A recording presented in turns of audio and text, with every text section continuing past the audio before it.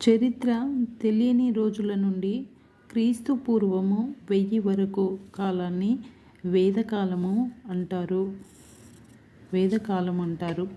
క్రీస్తు పూర్వము 1000 నుంచి క్రీస్తు శకము 500 వరకు గల కాలాన్ని ధర్మశాస్త్ర కాలము అంటారు. క్రీస్తు శకము